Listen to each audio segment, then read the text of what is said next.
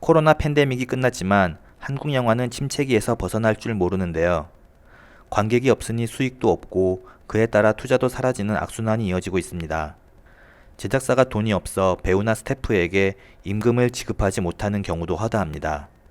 올해 1월에 제작을 마치고 지난 3월에 방송된 OTT 4부작 드라마 DMZ 대성동. 전파진흥원의 제작 지원금을 받았지만 제작사는 드라마가 종영되고 8개월이 지난 지금까지도 배우들과 스태프들에게 인건비를 지급하지 않고 있습니다.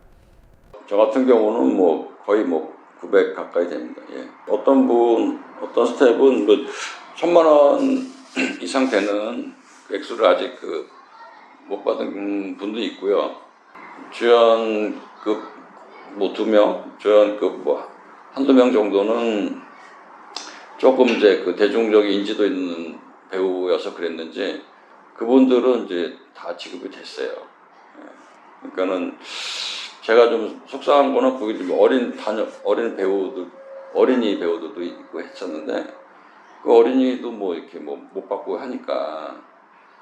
근데 좀 촬영을 이제 마지막 한두 번 남겨놓고 그 현장에서 제작사 대표가 와가지고 일주일 이 정도 미뤄달라고, 예, 미안하다면서 그렇게 좀 부탁을 하더라고요. 메인 스태프들을 모아놓고. 근데 이제 그게 일주일이 지나도 그게 약속이 지켜지지 않았고, 또 일주일이 또 한 주를 더 기다려달라. 그 다음에 또 한 달을 또 기다리게 됐고, 그게 이제 2달, 3달, 쭉 지나면서 자금 사정 얘기하면서 외부 투자가 힘들다.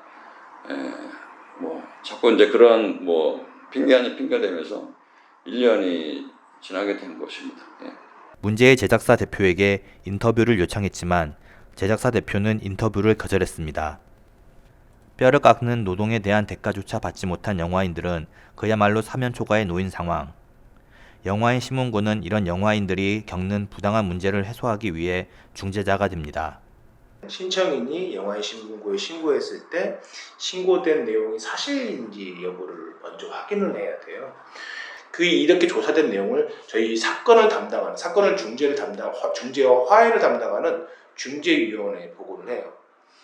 중재위원회 보고를 하면 어떻게 하자라고 하는 거를 방향성을 의결하게 됩니다. 심의해서 의결을 하게 되는데 중재위원회에서 사건 관련된 부분들을 심의해서 진행 방향을 하게 되고, 여기에서 명백하게 사건 진행이 확인이 돼서 피신청인에게 지급이라든지, 예를 들어 체불권이라고 한다면 지급이라든지 화해 권고할 수 있는 부분들은 신청인과 피신청인 모두 다 권고를 하게 됩니다. 그 권고에 대해서 수락을 할 건지 거부할 건지에 대한 답변을 듣고, 그 다음에 수락과 거부에 따라서 또 중재위원회에서 이거는 법률 지원을 할 건지부터, 아니면 이 피신청은 페널티, 영화 및 비디오 진행에 관한 법률에 따르면 체불자 같은 경우는 영화발전기금이나 국고의 지원에서 배제할 수 있는 조항들이 있거든요. 그런 것들에 따라서 제재 페널티나 이런 것들 부과를 할 수가 있습니다.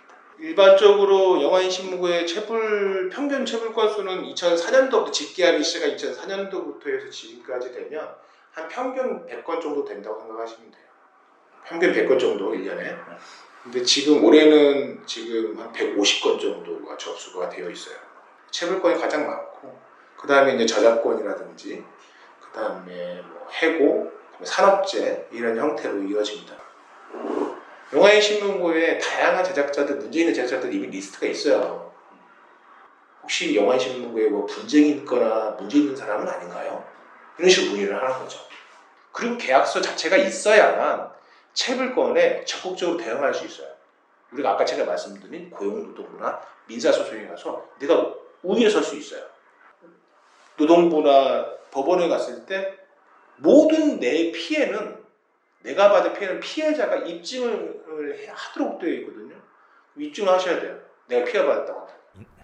영화를 만든 영화인들에게 인건비가 지급되는 것은 영화 사업의 기본. 오랜 기간 쌓아온 한국 영화, 한국 문화의 위상이 기본이 지켜지지 않는 현실에 무너지지 않을까 우려됩니다. 기업뉴스TV 홍순혁입니다.